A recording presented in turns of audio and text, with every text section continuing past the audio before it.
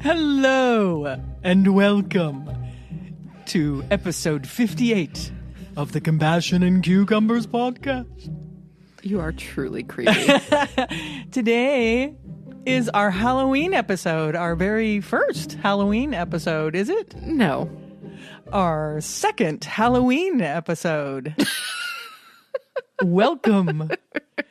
Well, actually, I can't remember if we specifically did a Halloween episode last year. Yeah, I can't either. I do wish that you could have seen how far back in Sam's head her eyes rolled while I was doing all of that. It was pretty impressive. I should have known. I really should have known that was going to happen. Yeah. Just fair warning, we may be a little punchy. A little bit. Because we just flew back from Washington, D.C. today. Yeah, we did. So, we got a little bit of that travel lag thing going on, even though it's a short flight. Still, travel takes it out of you. Super short flight. We need to go to D.C. more often because that's just a puddle jump. It's I know. even faster than getting to New York. Yeah, it is. And the only bad part about those short flights is it can be a little bumpy.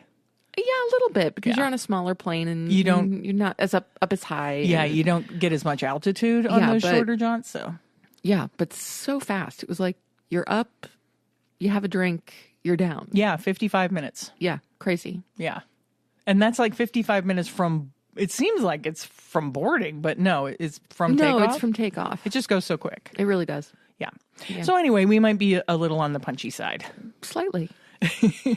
And we had a very long and very full weekend at the AVA Summit. We did. Over the weekend, and we really can't wait to talk with all of you about it. It was incredible. We have so much to share. We do. Oh my gosh. We met a ton of great people. Amazing we learned people. a ton of wonderful information. And fabulous information. Yeah. Just, oh my gosh. I mean, and just to name some highlights, I mean, we got to hear Dr. Michael Greger speak in person. We got to hear a number of really, really just incredible people. Incredible folks. Yeah. I mean, Aaron Wing did an amazing presentation on resilience and recovery from trauma. Just absolutely beautiful. Mm-hmm. We got to hear from Peter Singer, which was incredible. Yeah, but we don't want to give it all away. No, we don't. We really don't. Okay, so I'm going to stop naming names. Because we'll just go off on a tangent. We're going to tell you all about that next week. And possibly for the next 2 weeks, because I feel like that could be a thing. I mean, it was 4 days. Yeah, it was jam-packed. Yeah, it was 4 days. So we do have a lot to share with you about that. We do. So let's just move along. All right. Because I'm kind of tired. I don't want this going all night. Okay. Let's I do have a recipe to talk about. She does, and it's a good one. Yeah. Yeah. It's a really good one. So let's just move to this week's Vegan Cookbook Challenge recipe of the week.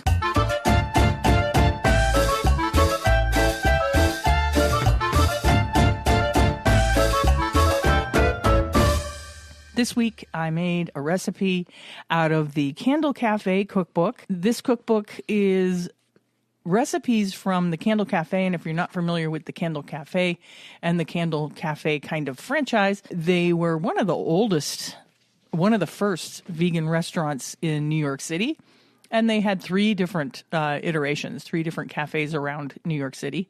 All 3 of them are now closed. Yeah, unfortunately. Yeah, the last one closed shortly after COVID. Yeah. They took quite a hit, and then I think there was also some issue with the building they were in, and some kind of gentrification was happening. Oh. Anyway, we never got a chance to actually go there. We didn't. And I've heard really great things about it, so that's kind of sad.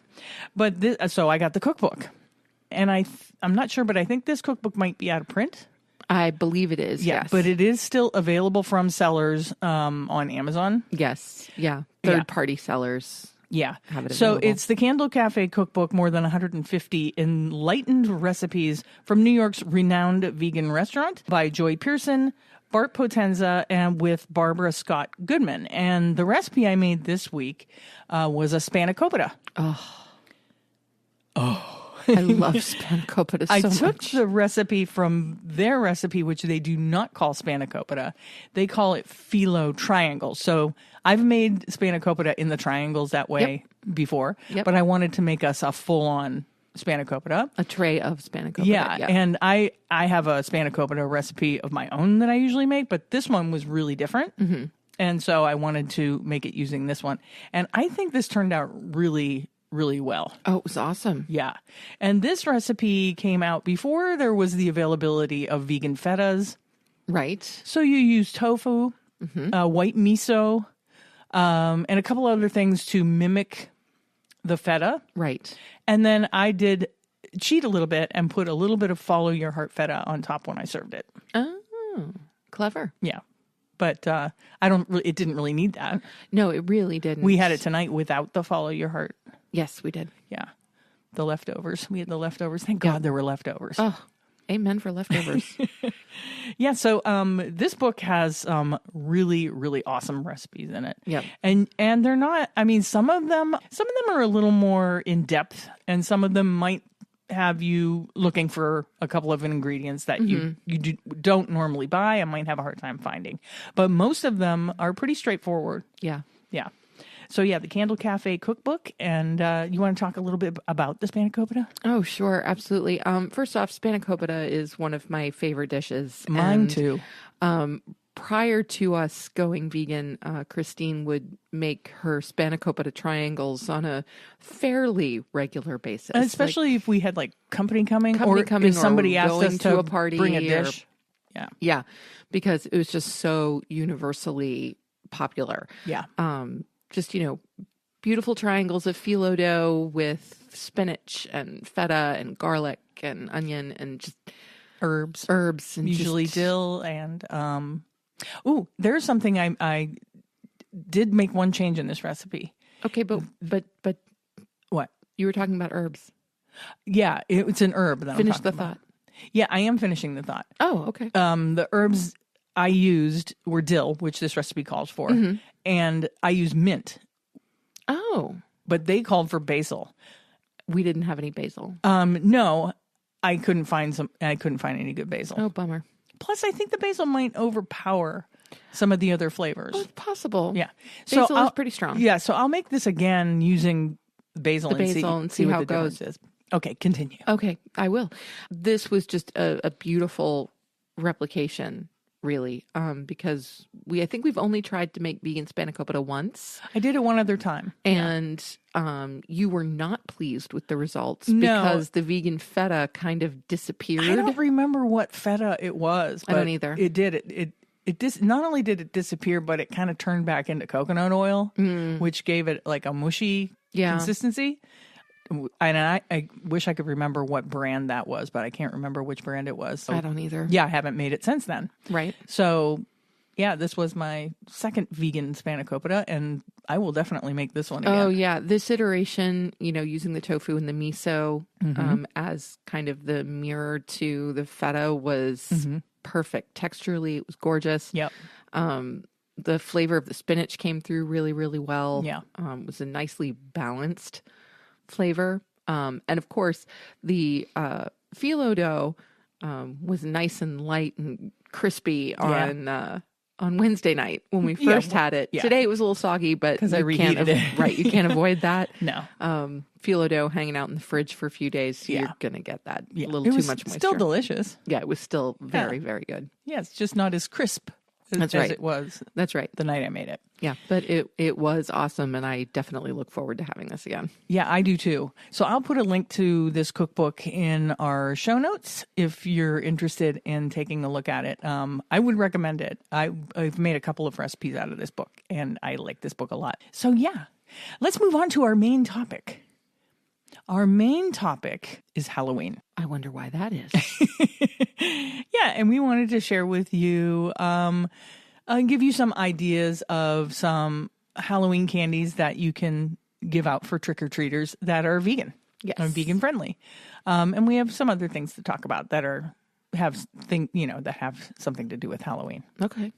What do you want to talk about first? Do you want to talk about PETA's recommendations for Halloween candy? Yeah, absolutely. So PETA, otherwise known as People for the Ethical Treatment of Animals, has an awesome list of vegan candies to try this Halloween. And they start off by also mentioning 3 ingredients that you want to watch out for in your candy. And we've talked about some of these ingredients before in our ingredients to watch out for episode, but still, you of course want to make sure to watch out for gelatin, for carmine color, and for confectioner's glaze. Those are the 3 things that you're very likely to run into in a lot of potential candies, potential Halloween candies. So you definitely want to look out for that. If you see any of those in an ingredient list, even if they contain no milk or eggs, you're still looking at something that is not vegan friendly. Yeah. What I like about this list is that they're mainstream candies that you can find in any grocery store. Yeah, because a lot of lists will have very vegan specific brands, which are not necessarily readily available everywhere. Yeah, you would have to order ahead of time. Right. And they can be very expensive. They can be. Like, for example, I know I got really excited when I saw a picture of some Jack's chocolate frogs. Okay, first of all, I love the chocolate frog reference because it's obviously a Harry Potter inspired thing. Right. But also the fact that they're filled with crunchy peanut butter. Come on. Now, I can tell you that the Christmas iteration of that particular treat, they turn them into snowmen. Yeah, they're delicious for Christmas, and they have this beautiful crunchy peanut butter inside of them, and they're amazing. They're good, and I'm sure we will wind up buying them for each other again this year, as we did last year. Yes, probably. As stocking stuffers. It's kind of inevitable. Yeah. But that's not a bad inevitability, so we'll just roll with it. But yeah, the great thing about the PETA list is that there are a lot of candies on here that are readily available in any store. We're talking if you're going to a Target, a Walmart, a drugstore, a dollar store, Big Lots. I mean, anyone is going to have a lot of these. And when you're buying candy for trick-or-treaters, if you have a lot of kids in your neighborhood, you need a lot of it. That's right. You need a lot of candy. And so definitely, I mean, I know we don't actually have trick-or-treaters in our neighborhood, but we'll be spending our Halloween evening in Erie with Christine's family. Yeah, we go to my nephew's house because him and his girlfriend, fiance, live in a neighborhood that has a ton of kids. Yes. And so we started a new tradition last year of the family all gathering at Trey and Savannah's house for Halloween. And we get vegan pizza and we hand out candy, and it's really kind of great. Yeah. So we're looking forward to that. But of course, if you're trying to accommodate a lot of children in your neighborhood, then you really have to be on the lookout for some more inexpensive candies. Yeah, it has to be affordable. Yeah, you can't go for the high test stuff. So this list is actually really comprehensive and has a lot of good options on there. And so I'm just going to go with the readily available brands. Okay. Yeah. So we start off with Smarties. Yeah, so those little tiny discs of sugary candy. I always saved those for last when I was a kid. They were one of my least favorite, but it was pure sugar, so I still would eat them. Yes. But they were always the last thing to go in my Halloween bag.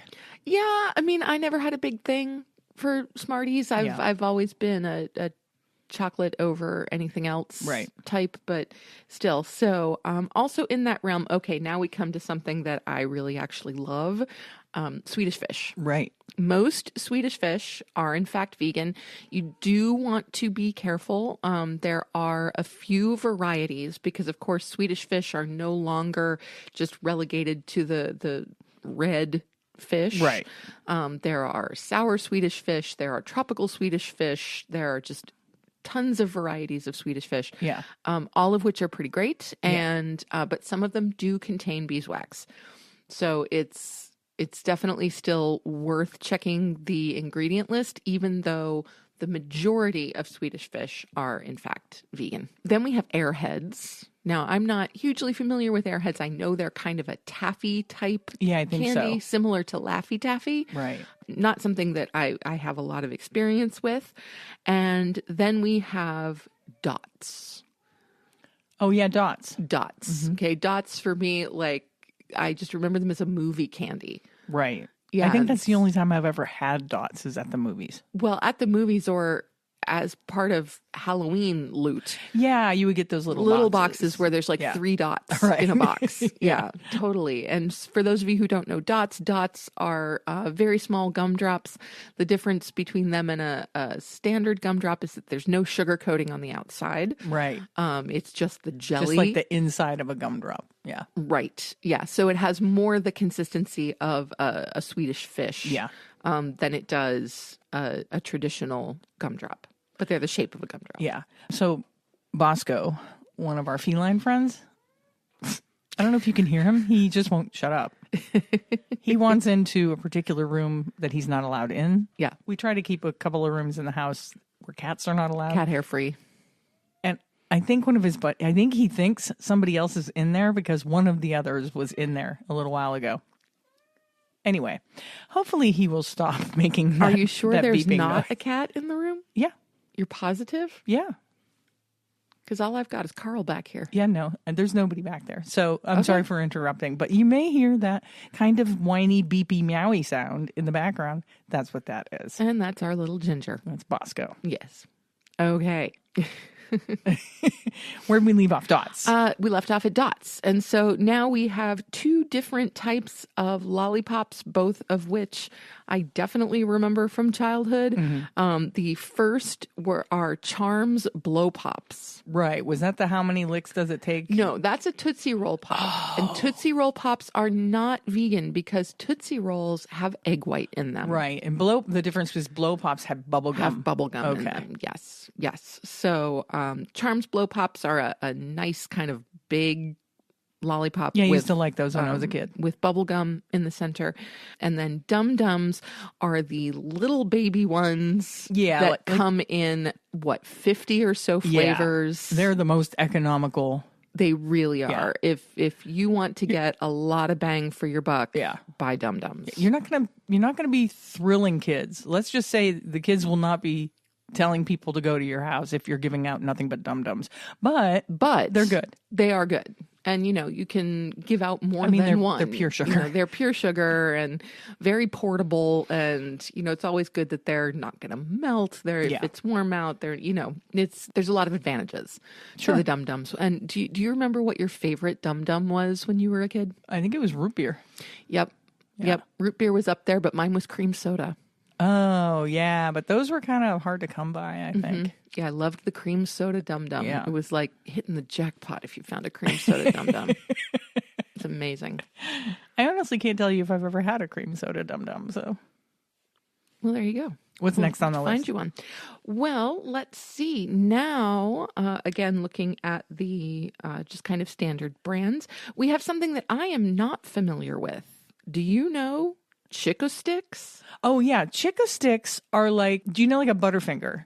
Oh yeah, the inside of a Butterfinger. They're like the inside of a Butterfinger without any chocolate on them. Oh, they're good. Well, that's kind of fun. Mm-hmm. Yeah, I'm not familiar with those. I don't think I've ever seen them. Huh? Weird. All right. Well, next time we see them, we'll have to get one just so you can say you've tried a Chico Stick. Okay, that's fair. Yep, we can do that. Then we have Crybabies. Crybabies are super, super sour. Okay, I'm not familiar with hence those. the name. They're kind of like it's like a lollipop without the stick. Oh, okay. Kind of a thing. Yeah. And they are super sour and they kind of dissolve into almost this sweet tart. Ooh, that's the reference. They're like a ginormous sweet tart. Oh, okay. I've seen them. Yeah. And they're super, super sour, hence the name. Okay. Because the sour will just bring tears to your eyes. Again, not a lot of experience with those, but for anyone who just wants a hit of incredibly sour, pure sugar. Well, kids love that stuff. Lucy would love it. Kids kill for that kind of stuff. Exactly. You know? Yes. The next we have is something that I was never really into are fireballs. So these are hard candies. I used to like those. Yeah. Really, really kind of fiery like cinnamon. Yeah, like a hot cinnamon jawbreaker kind of thing. Yeah, exactly. And so, not something that I was ever really into, but there you go. And then we have Juji fruits, which are very similar to dots. They're just in slightly different shapes. Uh-huh. And the one thing I never liked about Juji fruits is that they used to have a licorice Juji fruit. Yeah. Was it like a black licorice Juji Yes, fruit? it was a black licorice Juji fruit Okay. in with all of the other flavors, and I don't like anise. Black licorice is very polarizing. Yes, it is. I like black licorice. I'm not a fan. You don't like black No. licorice. And so I would prefer dots to Juji fruits, personally. Yes. Okay. Okay. And then we have Now and Laters. Yeah, Now and Laters, were they kind of like a taffy too? They're kind of a taffy right? They're too. hard square things. Super hard Yeah. squares of taffy. Like you have to just put them in your mouth and kind of suck Yeah. on them and let them dissolve That- for that- a while that's the before name you can chew them. Now and Later. So you eat it now, but you're still eating it later. Right. You get the flavor now, Yeah. but you get the chewy part later because you Okay. have to let it, you have to kind of let it dissolve and break down. Otherwise it'll break your teeth. Yeah. I Yeah. can't. Because they're super hard. I can't eat things like that. Yeah. They mess with my mean, dental work. There you go. Yeah. These And are the things you worry about as you get older. I can't eat those candies. Yeah. They're going to pull out my fillings or whatever. Yep. So personally, if I were going to go with a taffy type thing, I would definitely go for something like Airheads or Laffy Taffy Right. instead. Okay. I just think Now and Later I'm not crazy about the texture. Yeah. And then we have another thing that I am not hugely familiar with. I don't know if you are, and that is Zots. Yeah. I've seen them, Okay. but I can't tell you if I've ever had one. All right. And I think that they're also kind of like a jujube kind of thing. Are they really? Yeah, I think so. Okay. So dots and Zots are similar? Yeah, if you out there know more about what the Zots are and we're completely off base, let us know. Please let us know. Yes, because it's just something I am not even remotely familiar with. And then we have some classics. Now, these, I don't know that I would necessarily put them on a list as Halloween candy because they don't usually come in like individually packaged. Yeah, I'm not sure if they things, do or not. Particularly the first one, and that's Brock's Lemon Drops. Yeah. Lemon Drops, generally speaking, will come in a larger bag, but the lemon drops themselves are not They're not individually wrapped. Okay. So unless you're going to give out, unless you're making treat bags, Right. Because that's always fun to do. Get a few little things and put together a treat bag. Yeah. So you're giving the kids an assortment. Then I'm not sure that I would actually recommend the lemon drops. Yeah. And then, of course, we have Brock's Star Brights peppermint candy. Now, those are individually wrapped, so you can get a big bag of them Yeah. and, toss a handful. Yeah, I'm not so sure kids would be thrilled if you put peppermint candy. Yeah, it's not going to be high on the list, most like likely. the after dinner kind of thing. It's probably not going to be high up on a kid's list. Probably but not. It's a place to start. Yeah. So that's some recommendations from PETA. And thank you, PETA. We also have recommendations from Veg News. Yes, we do. What do they have? Let's see. They have Dum Dums, which we already talked about. Oh, they have Jolly Ranchers. Right. Now, there are some similarities on the Veg News list to the PETA list, which makes perfect sense. But there are a few additions that we want to address. And the first one is, you got it, the Jolly Rancher. Now, these are the classic Jolly Rancher hard candies. Right. Okay. These are not the Jolly Rancher gummies. And there are many iterations of Jolly Rancher gummies anymore. I do not see them on the list. So No, I think it's just the hard ones. Yes, Yeah. I believe that the gummies have gelatin in them. Yeah. So these are the classic Jolly Rancher hard candies. Okay, great. And apparently thing there's about 17 different flavors. That's right. Loads of flavors. And again, relatively inexpensive, and you can buy them in very large bags. I've seen huge bags of Jolly Ranchers. All right. Then another new one on the list is one of our niece Lucy's favorite, and that is Sour Patch Kids. Oh, Sour Patch Kids. Yes. Okay. So Sour Patch Kids, along with Swedish Fish, of course, are one of the brands of gummy that does not contain gelatin. And does not have any form of confectioner's glaze on it. These are just pure sugar gummies. Yeah. Super sour, coated in sugar. They are really sour. They are really sour. Yes. And it's like, if I'm in a sour mode, like Sour Patch Kids. Yeah, you and Lucy could do it. polish off a bag of Yeah. Sour Patch Kids. Yeah. Yeah, definitely. Yeah. Yeah, for sure. What's next? Next, we have some fun stuff, which I think is really, really great for Halloween. We have ring pops. Yeah, I think kids like those. Yeah, absolutely. I mean, who wouldn't? It's candy you can wear. Oh, like remember those candy necklaces? Those candy necklaces. Those, I don't think those are vegan, but yeah, I used to like those because you could wear it and chew on it. You at the can wear same it and time. chew on it. Absolutely. And this is the same thing with the ring pop. You can wear it and suck on it. And again, there's a number of flavors, the most prominent being cherry and blue raspberry. But I do know that there are multiple flavors of those. So Yeah, that's... and apparently they do come individually wrapped. Yes, they do. Then this I think is kind of cool. I don't know if you would actually consider it because you're not going to find it in the candy aisle. You're going to find it more in the School snack aisle, like and lunch snacks kind of stuff. And that's fruit by the foot. Right. So fruit by the foot is similar to a fruit roll-up, but instead of being wide and square, it's very slim and rectangular. Like a tape of fruit. And it's like a tape of fruit. Yes. And so that can be fun. And also because there is actually some real fruit in fruit by the foot, there's a tiny hit of nutrition in there. Right. If that's something that interests you. Very for Halloween. deep beneath the sugar. Yes. Deep beneath the sugar, there is 0.5% fruit juice. Yes. Yeah. Absolutely.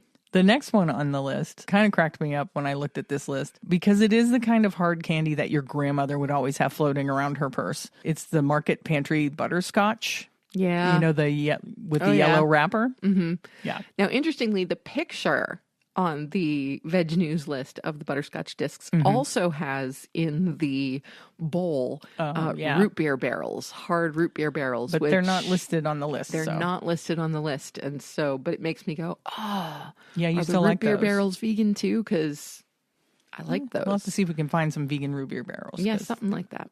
Those are good. Now, next comes one of my favorites, Laffy Taffy.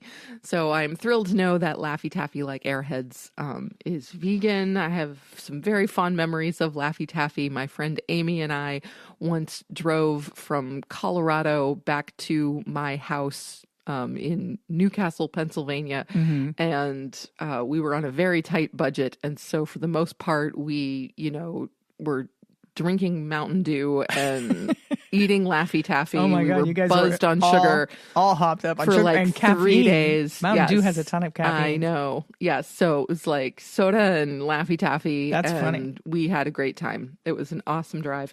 So Amy Benkovsky, if you're out there, I just have great memories of yeah, so the fun size Laffy Taffy, not the large ones. The large ones are not vegan. Really? Yeah, the regular size ones contain eggs. Oh, interesting. Yeah, and this article says that Laffy Taffy can be a bit polarizing, particularly the banana flavor. What are your thoughts on the banana flavor? I don't have a real opinion on the banana flavor. Yeah. I mean, the banana is not one of my favorite flavor profiles. Yeah. So with Laffy Taffy, I would go more towards the berry, cherry, lemon, citrus kind of flavors. Right. I mean, I know I've had banana Laffy Taffy and I didn't think it was horrendous. So I honestly can't tell you if I've ever had Laffy Taffy. It's not something that gravitate to. And another great thing about Laffy Taffy is each wrapper comes with a joke. A joke, yeah. Yes, gotta love that. Yeah, but remember, it's just the fun size, not the full size. There you go. Full size contain eggs. Okay. For some reason. Good to know. What's All next? Right. Let's see. Hey, here's a classic. Skittles. Yes. Now, Taste of course, the rainbow. Indeed. Taste the rainbow. Now, of course, there are organic brands of Skittles. You can get specifically vegan and organic brands of Skittles. For example, Yum Earth has their Giggles. They're not actual Skittles. They're not actual Skittles, but they emulate Skittles.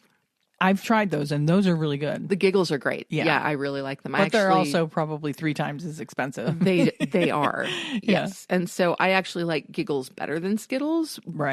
But again, if you're going for economy, Skittles is the way to go. The only unfortunate thing is that a lot of times to get Skittles in Halloween, the little Halloween size packages, you have to buy them in a bag with other candies that are not vegan. Like a variety pack. Like a variety pack. Okay. So that's one disadvantage there and something to look out for. Next up is individually wrapped strawberry Twizzlers.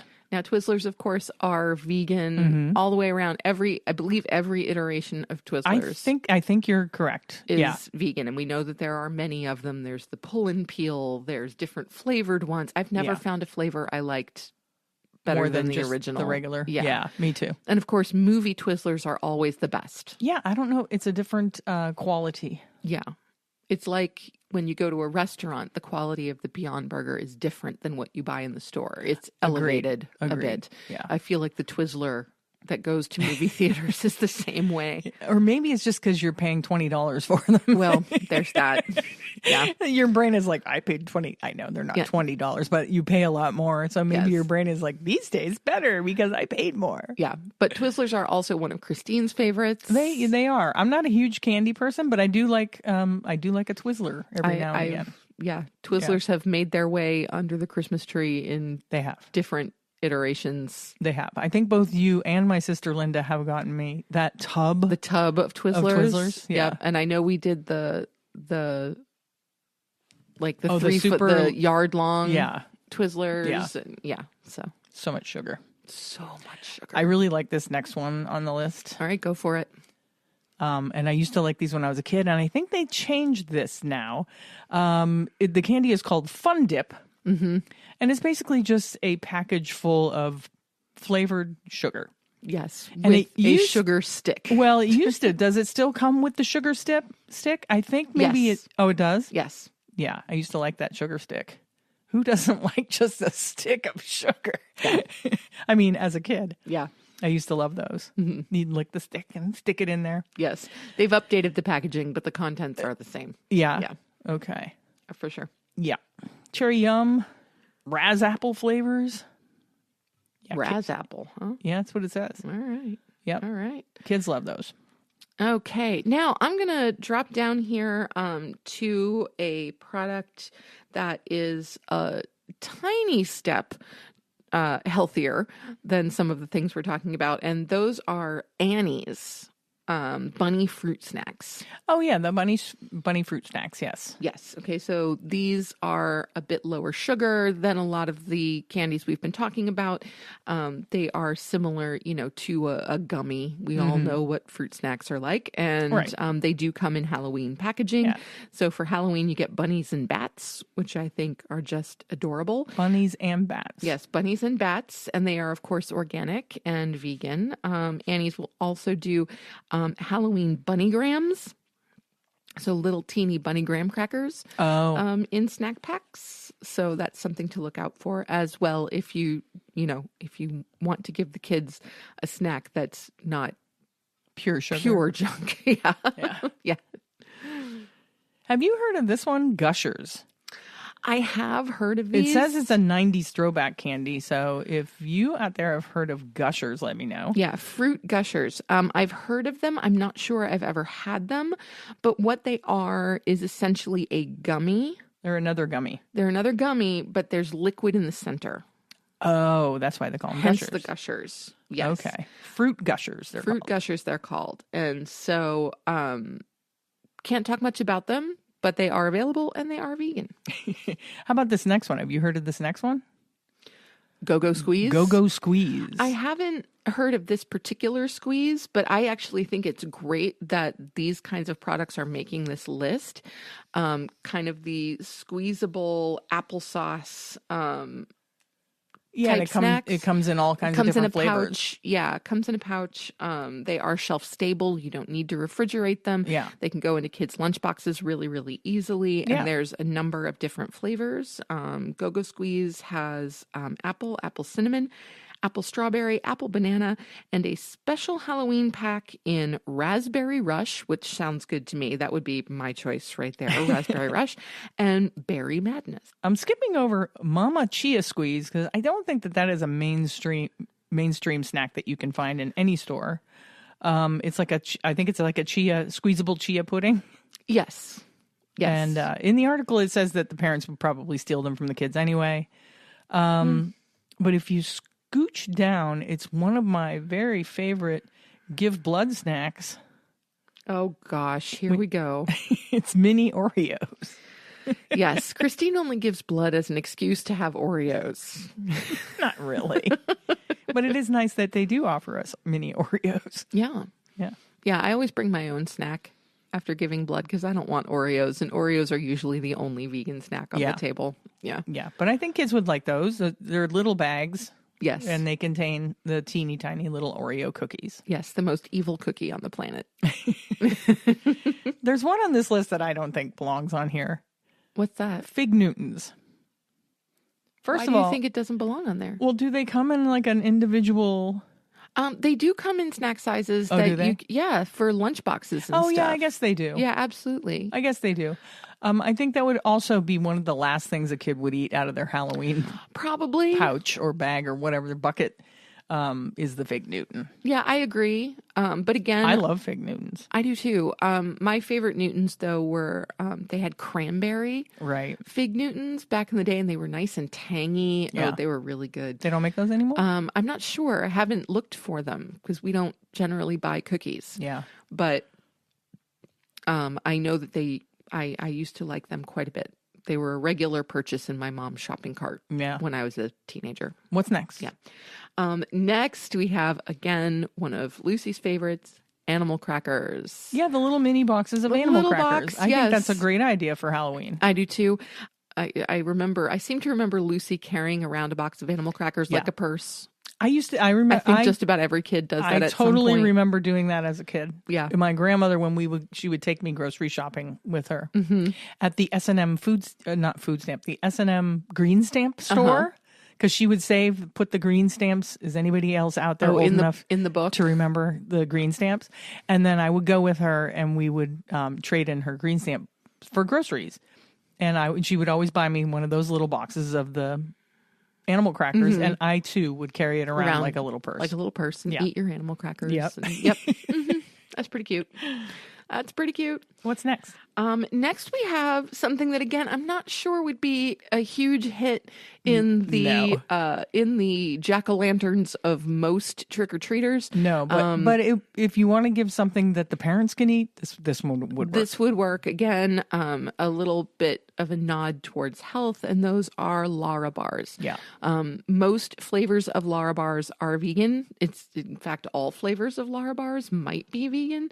Yeah, I really don't know in this article. Yeah, this article doesn't say that there's any sort of exception, so I have to assume that all flavors. That they are. Yes. Now, in the picture, they're showing several flavors. They're showing a strawberry chocolate chip, a peanut butter chocolate chip, an almond butter chocolate chip, and a chocolate chip brownie, all of which sound delightful to me. Yeah, I would eat it. Yes. And they're also mentioning flavors such as cherry pie, apple pie. So these are fruit and nut bars. Do be careful with allergies on these. Yeah. Always wanting to be mindful of allergens. Yeah. Some kids out there will certainly have nut allergies. Next on the list is something I didn't know existed, and I don't know about this idea. It's Handy Snacks Oreos cookie sticks in cream dip. So what it is it's a stick. It's the Oreo cookie part in stick form. And then it's kind of like a snack pack kind of thing where the other half of the thing is filled with nothing but the Oreo cream. And you're supposed to like scoop it out with the cookie. See, I think you would love this. No, I mean, I don't know. I mean, I really do. I think you're skeptical about it right now because it's not the traditional Oreo, but I think I'm a purist. I mean, I would never buy these, but if I did, for some reason, I have a feeling you would like them. Yeah, I mean, they probably taste good. Yeah, probably. It's just so much sugar, and you don't need any more of the filling than is already in the. Like, I'm not about the double stuffs and all that. They even have like triple stuffs or mega stuffs or something Seriously? like that. Yeah, I've lost track of. I do like how this Oreos. article calls these an interactive version. And so they are. Although I have to admit, Oreo is probably one of the most interactive cookies out there. I'm not a twister. You twist it off. I'm not really a You eat twister. the center. You dip the chocolate. You can. like, You can make a huge procedure out of an Oreo. Yeah. Yes, absolutely. Yep, for sure. All right. And next we're back to bars. So here we have Cliff Bars. I know I like a good Cliff Bar. It's a great thing to toss in your backpack if you're hiking. Yeah, they're good for hiking. They are. They're very healthy tasting, though. They are very healthy I don't think tasting. most younger children would appreciate them. Yes. They are a hint of sweet because they often contain fruit, dried fruit, particularly dates, but they're definitely not the profile that most kids are looking for. No, and if you're going for Halloween affordability, a Cliff Bar is not the way to go. Oh, no, definitely not the way to go. But if you scroll down a little bit, apparently Cliff does make a kid version. Cliff Kid Z-Bar. Oh. Which I have never seen before. Mm-hmm. But it could just be I'm not looking for food for kids. Well, that's true. But also, it's, if you'll notice in the listing, it says pick up a few boxes. So again, it's not really going to be the most economical choice. Yeah. So if that's a concern, again, Cliff Bars would probably not be too high up on the list. Uh-huh. All right. This next one is one of my favorites, and I'm really glad that it's on here because we do talk so much about candy when it comes to Halloween. Yeah. But I absolutely love, one of the things that I really used to like getting are bags of popcorn. Right. And so here we have Angie's Boom Chicka Pop, sweet and salty kettle corn. Boom Chicka Pop.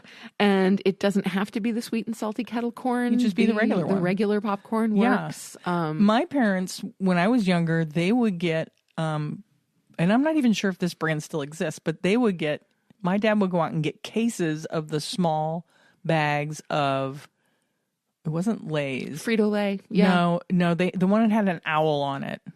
Potato chips. I don't remember the brand, and I don't think the brand still exists. But yeah, I always thought that was, we ate a lot of them ourselves. Sure. Yeah.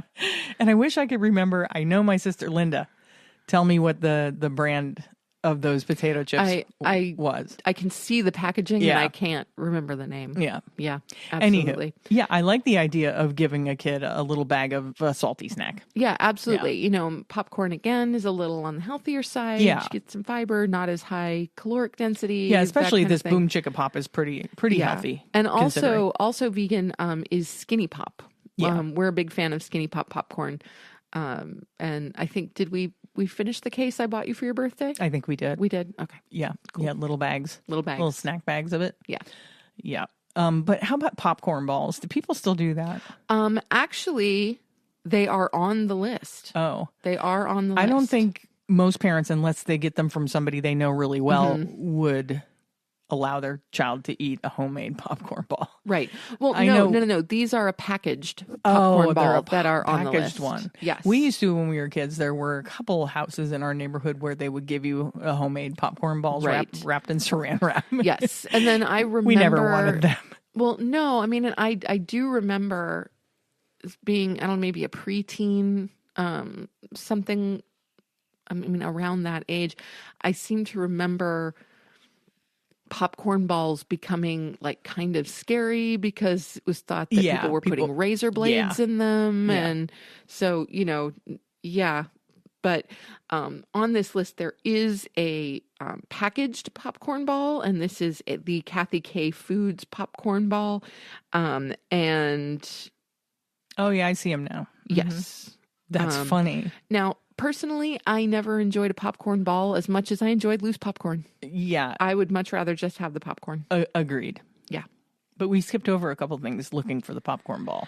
Yeah, well, I do like the idea of the single-serve pretzel snacks. Yeah, and apparently Utz brand makes ones that are like Halloween branded, which is cool. Yes. Halloween Bats and Jacks single-serve pretzel snacks. They are shaped like bats and jack-o'-lanterns. Yes. So that's pretty cool. Yeah. Definitely a thumbs up for that one. The next one I'm not. I just think is kind of silly. Kool-Aid Jammers. What is it? Okay. Kool-Aid Jammers are like these little plastic bottles filled with Kool-Aid. Oh, that's dumb. We don't need more plastic in the world. We don't need more plastic in the world. Yeah, don't buy those. And Kool-Aid. Well, again, it's just pure sugar. It's just pure sugar. Yeah. And then we have another gummy treat on this list, which are Surf Sweets Organic Spooky Shapes. They come in pumpkins, witch hats, and skulls. I don't know what the flavor profile is. I imagine they're fruity, but I have no experience of these. But still, you really can't go wrong with a gummy snack. Yeah, no, I know you love the gummy snacks. I do. I mean, hey, holidays are coming up. Bring on some holiday Scandinavian swimmers. Right. From Trader Joe's. Those are my favorites. They're now, so good. Do we want to talk about some of the vegan brands of Halloween candy that there are out there? Well, I don't know, because I think most vegans out there will be aware of, Yum Earth and Justin's and Jack's and, all of the, and No Way. And yeah, No Way. I can tell you in our area in Western New York, if you're looking for those, particularly because of the allergen thing. Yep. The vegan grocery store does carry all the allergen-free versions of all of those brands. The No Way and all that stuff. Yep. So if you're looking for that stuff, go to the vegan grocery store in North Tonawanda and pick some up. She's got a huge selection of Halloween candies. Awesome. Yep. What else do we want to talk? Oh, wanted to talk about some fun costume ideas that you were talking about. Okay, this is hysterical. Like, seriously, I have to. So earlier today, Christine sent me this article that comes from an article from World of Vegan written by Gina House. And she does what she is calling the Fangtacular Guide to Celebrating a Bootiful Hallows Eve. So I love the name already. And the illustrations in this article are just adorable. I really, really do love them. Yeah, like the first one is a obviously hand-drawn image of Piglet in a ghost costume. Yeah. And then Mama Pig is wearing a witch costume, and the piglet is saying, "Mommy, is it safe?" And Mama Pig is saying, "They won't find you today, dear." Yeah. It's just absolutely adorable. It's adorable and kind of sad yes, at the same time. But so cute. And one of the lists that she has, on top of candy and some traditions like trick-or-treating, campfires, decorating pumpkins, corn mazes, and hay rides. Yeah, she has also some fun vegan food recipes. In this blog. So I'm going to share a link in the show notes to this so that you all can check it out. Yes, for sure. But my favorite part of the article was honestly, what should I be for Halloween this year? And to, kind of maintain your vegan ethic or to show your vegan pride as part of your Halloween costume. There are some, obvious ones. By all means, go trick-or-treating as your favorite fruit or vegetable.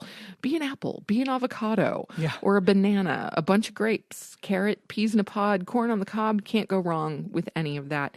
You can also go with more specifically vegan foods like a block of tofu or a bottle of nooch. I thought the bottle of nooch was funny. Bottle of nooch is funny. Block of tofu, easiest costume ever. Get yourself a big box. Paint it white and cut holes in it for your arms and head. And put on the front tofu. Right. And there you go. You're done. But the ones that I'm really psyched about, there were two categories that I just loved. And those were your vegan hero and your favorite plant-based doctor. And so of the vegan heroes, and there are a few listed here, but I would definitely choose to go as Earthling Ed. I think that would be great. Would people know who you were, though? Well, no, Seriously. but I mean, that's not the point. You'd have to wear a name tag. Hi, my name is Earthling Ed. You'd have to have a name tag. That would be fine. And of the plant-based doctors, there is just no question. It would have to be Dr. Greger. That would be fun. You could get a little bald wig. And a beard. I've already got the glasses. Yep. And, need a doctor's coat. And a suit and a doctor's coat. And there it is. Yep. Dr. Greger, bring it on. But I just thought that was amazing that they're actually listing, Dr. Greger, Dr. Barnard, Colin Campbell, he goes Milton Mills, any of the high profile vegan doctors, and just like, I think that's amazing. You said Dr. Greger. That reminds me, we have to shout out one of our listeners that we ran into in DC. Oh my gosh, yes, we do. Who does an amazing Dr. Greger impersonation. James. Oh my God, James, if you're out there. That was so funny. We were talking about Dr. Greger speaking, and James says, I wonder if he'll say, and put it to the test. Yes. He was like, what's the over-under on how many times Dr. Greger will say, let's put it to the test. And it was a fabulous imitation. Now, the thing is, Dr. Greger did not say he didn't put it to the test once. He didn't. Not once. But it was his presentation was amazing. But let's not get into that. No, James, that was really hysterical. Yeah, James, that was fabulous. And it was so cool to meet you. And it was just randomly in a workshop. So random. And we were introducing ourselves to other people, and James is like, oh yeah, I listen to you. It's nice to have faces to put with the voices. Yeah. Like, so cool. So thanks for listening, James. Yes, thank you, James, for listening. It was awesome meeting you. It was. Also, if you want to go as a human being, a different type of human being, they also have plant-based athletes. I, of course, out of this list, pulled Rich Roll immediately because I'm sorry, if you can pull off a Rich Roll costume, go you. Yeah. Because there's no way in a million years Tell people who Rich Roll, for the people that don't know who Rich Roll is. For those of you who don't know Rich Roll is, okay, he is an endurance athlete. He is one of few people who have done a challenge. I can't remember the name of the challenge itself, but essentially it's like an Ironman. It's 5 Ironmans. Oh, right. On 5 Hawaiian islands in less than a week. It's insane. It's insane and amazing. And so this is just an incredibly fit, incredibly lean human being. Super athlete. He is a super athlete. He's got a great podcast, by the way. If you're ever looking for other podcasts, I definitely recommend the Rich Roll podcast. But I would love to be Rich Roll for Halloween, but I could never pull it off. Yeah. Like I could just never look that good. You were talking about not to veer off the subject, but you were talking about the cute comics that are on this page. Oh, yes. My favorite one so far is surrounding a cauldron. There is a turkey, a pig, and a cow, and they're all wearing witches' hats, and they're stirring this cauldron, and it says, "Don't worry, we only use cage-free children." There's like a little arm sticking out. Yes, that is cute. Yeah. That is cute. Yeah. But so I just absolutely love that list. And just to go back to the costumes for just a second. Yeah. What else did you like on there? Hang on. I had one other thing. Where'd it go? Oh, yes. Of course, you can go with silly costumes, a bottle of sriracha, a bucket of popcorn, a slice of vegan pizza, your favorite vegan coffee shop beverage, anything like that. You could go as a vegan chicken nugget. Yes, that would be fun. You could. Just get a big thing of foam and make yourself a nugget. Yep. Yes.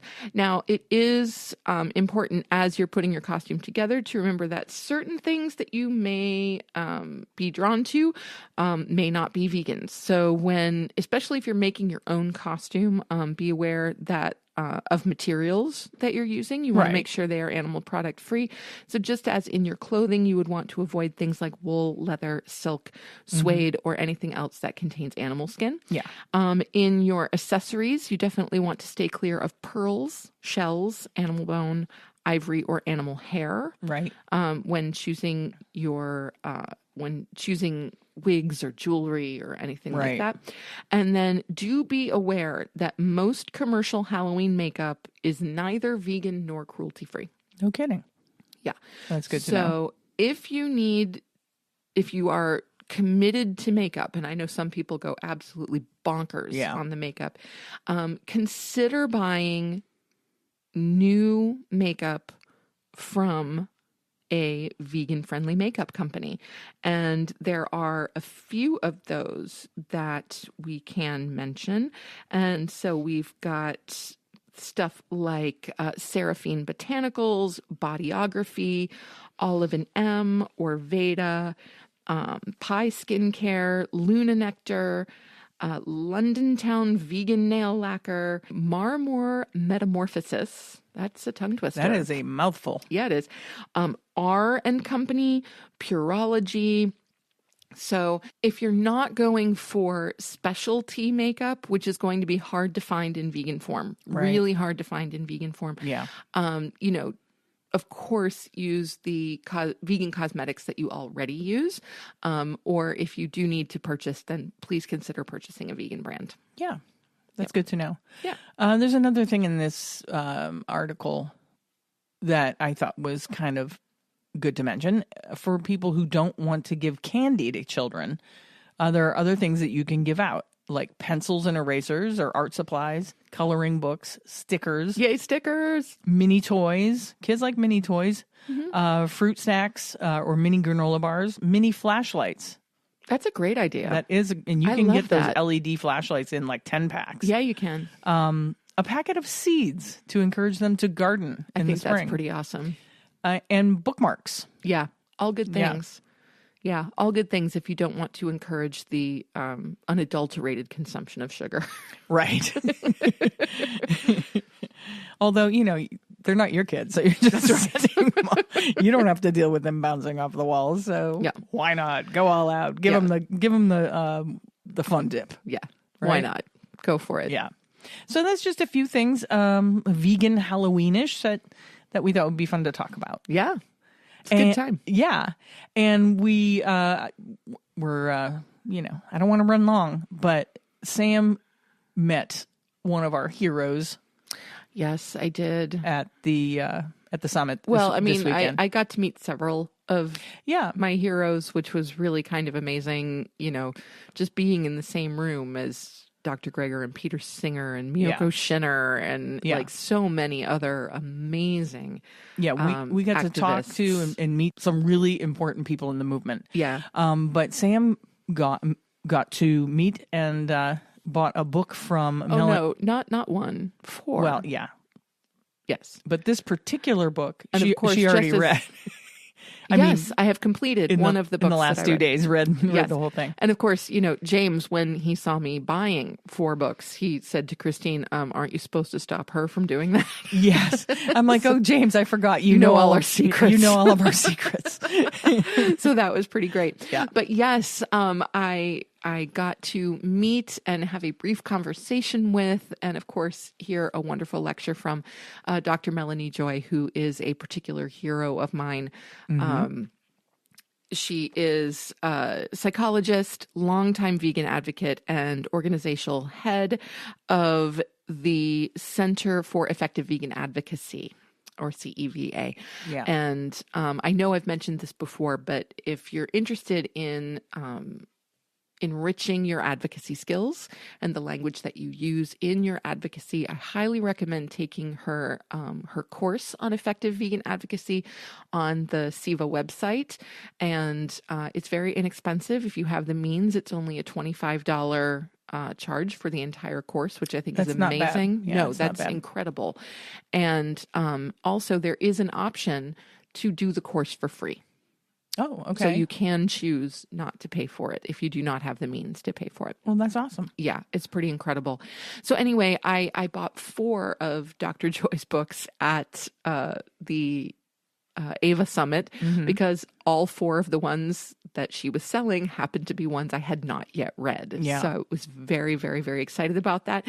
And one of them is a very, very slim volume, and it's called The Vegan Matrix. Yeah, so let's jump into it. The Vegan Matrix, and this is our second installment of Sam's books in review.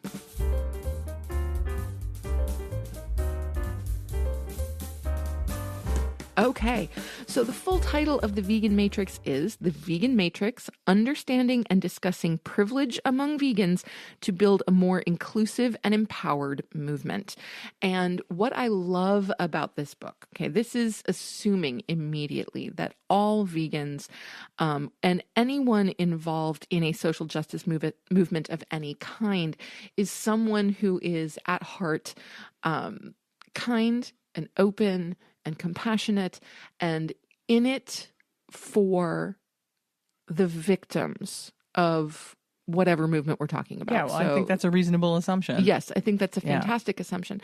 And that where a lot of times social justice movements can go wrong is in the language that people use. And so it creates divisions. And so in this book, Dr. Joy uses two matrices primarily. She uses the matrix of carnism, which is carnism is a system of oppression which basically decides that we eat some animals and not others. Right. Okay. A little different from speciesism, but and more specific than speciesism. And then, of course, sexism, which I learned through this book has been an issue within the vegan movement. And I personally was not aware of that. I think it's because we are relatively new to... Yeah, and we're kind of in a bubble where we are. So we haven't actually the summit was like our first foray into large groups of people from the movement. So Yes. Yeah. And many different organizations. So this was a real eye-opener for me, that sexism has been and continues to be to some degree an issue within the vegan movement. And of course, we know that racism also can be an issue within the vegan movement. And I think that that's something that is universal among social justice movements. And so this book looks at different systems of oppression. It looks at the language that is attached to those systems of oppression. It looks at ways to counteract those systems of oppression through language. And it's really just fantastic. So yeah, I'm looking forward to reading it. Yeah, you're going to have to. I'm going to make you read this one, actually. I know that reading puts Christine to sleep. It can. But I really think you need to read this one. I have to be sitting up, with lots of light and, Yes. And so the great thing about this book is you do not need to be an academic to understand it. Sometimes when you get into the realm of social psychology, right. Books can feel a bit academic and a bit weighted, a bit heavy, even a bit stuffy. That is not the case with this.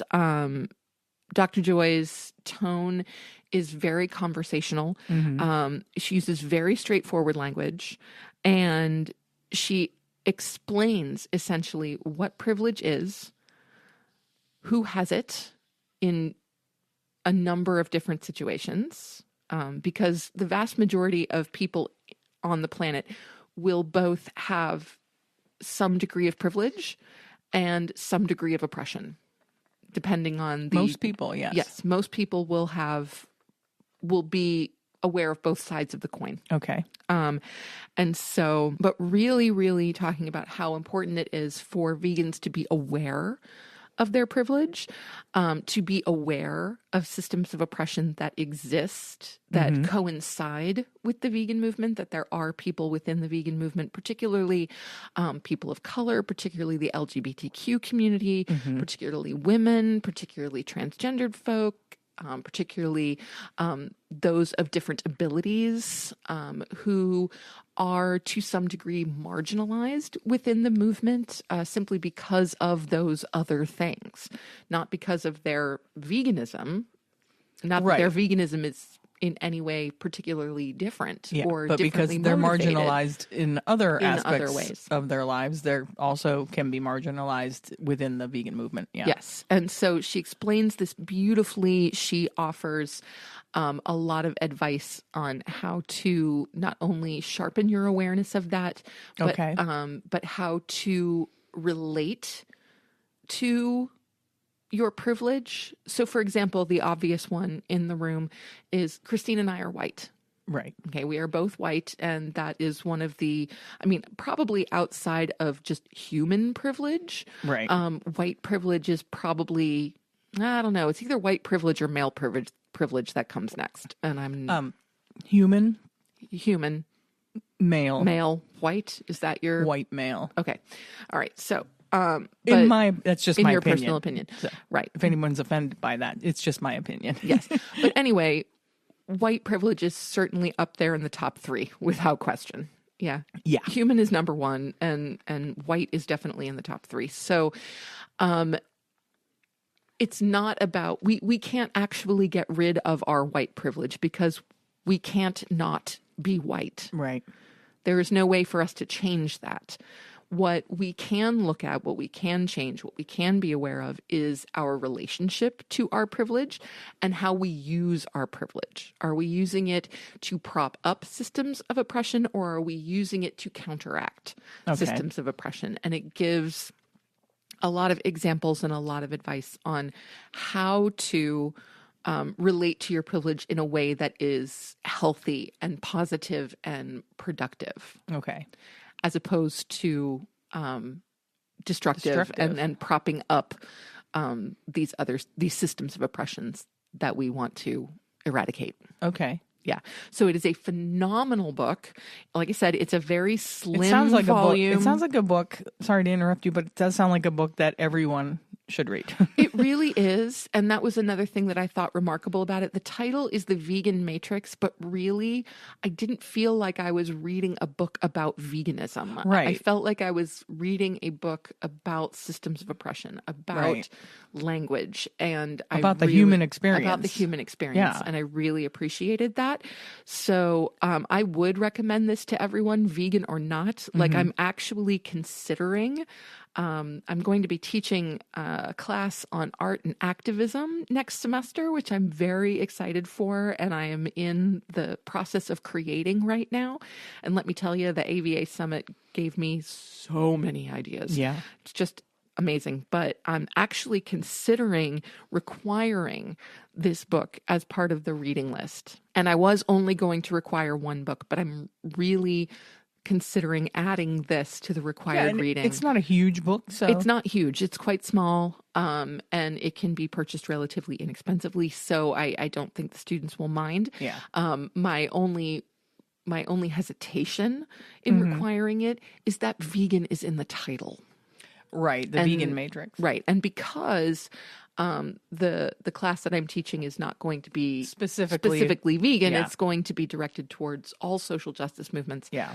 I don't want to put the kids off or to think that I'm pushing a vegan agenda within a class, which would be incredibly inappropriate. Yeah, I can understand why you wouldn't want to use it. Yeah. So it may be that I just use parts of it. And recommend it to them. And recommend it, put it on the recommended list. And tell them what you just said, that this can be applied to whatever type of activism you're involved in or you want to be involved in. Absolutely. Or whatever type of human interaction you want to be involved in. Oh, so. 100%. Yeah. 100%. And so, yes, I highly recommend this. Pick it up if you can. The Vegan Matrix by Dr. Melanie Joy, PhD. It is well worth the read. Like I said, I started it this morning when we boarded our plane, and I finished it a couple of hours ago. If you are a voracious reader like myself, it will only take you a couple of hours to read it in its entirety. But I already know that I'm going to go back through it a second time and mark it up like crazy. Yeah. And, it's going to be covered in highlighter and all of that good stuff. Yeah. So, And we'll link to that in the show notes if you want to pick up a copy for yourself. Awesome. All right. Let's move on to housekeeping because we're over an hour. We try to keep How it. do we do that? It just happens. We went on about candy. We did. Well, that's easy. Yeah, that's kind of easy to do. The candy.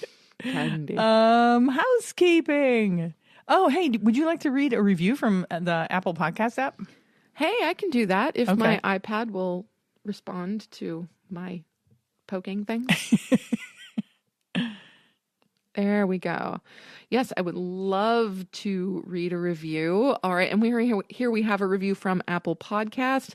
And of course, it does include Christine's much desired 5 stars. All 5 of them. All 5 of them. And this is coming from the Vegan Roadie. So we know that this is our friend, Dustin Harder. Dustin Harder. Yes. The Vegan Roadie. If you're not familiar with Dustin Harder, he has a number of fantastic cookbooks and also has a vegan food and travel series that you can watch for free on YouTube. Just put in the search bar The Vegan Roadie and watch his series. It's really fun. And you really need to watch his episode on Italy just to hear him say, a vegan cone. It's awesome. He went to an ice cream place and was extremely excited. Not only that they had some vegan ice cream, but they had vegan cones. And so I just cracked up the first time he's very I saw enthusiastic. That. Yes, it's awesome.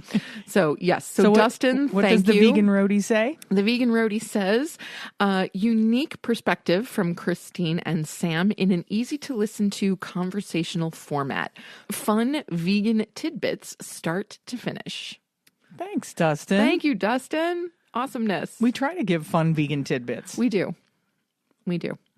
Okay. We're still holding our fundraiser for Food Not Bombs at our Buy Me a Coffee site. That is buymeacoffee.com/cucumbers.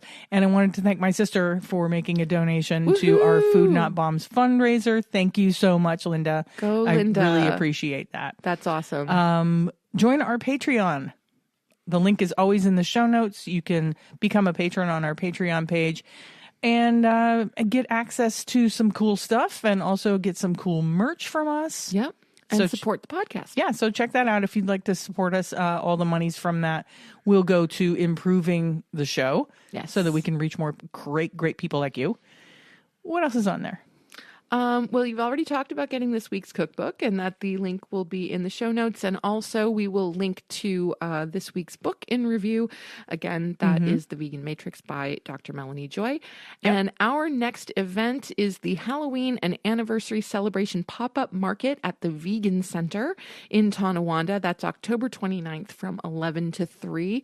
We are super excited. There's going to be about a dozen vendors. Yeah, so a dozen plus vendors, it's growing which is and huge. growing. Yeah. Yes, there's going to be food by Buffalo's V-Spot, which we are so excited for because her food is fantastic. It's amazing, and we did not get a chance to visit her at the Western New York Veg Fest. Didn't. We were so busy, we didn't get a chance to. Yeah, and she was so busy. Yeah, the line everybody was unbelievable. So we are very much looking forward to that. Yep. So if you're in the Buffalo area and you want to support some local vegan businesses, come on out to the Vegan Center on October 29th. Yep. And then next week, we will be talking about the Animal and Vegan Advocacy Summit that we went to this weekend in Washington, D.C. So that should be a rocking good time. Yes, it should.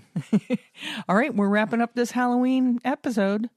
I hope you all have a spooky good Halloween.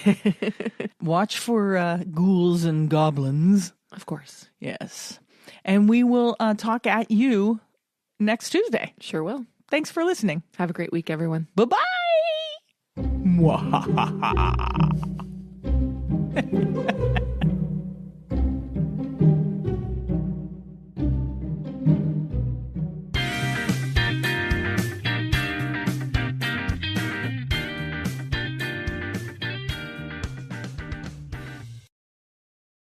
If you'd like to support the Compassion and Cucumbers podcast, well, you can do that by hopping on over to our Patreon page and becoming a patron. We have all the recipes from our vegan kitchen series up there, and we'll be adding some patron-only episodes in the near future. So thank you for supporting us at whatever level that you choose, and thank you again for listening to Compassion and Cucumbers podcast.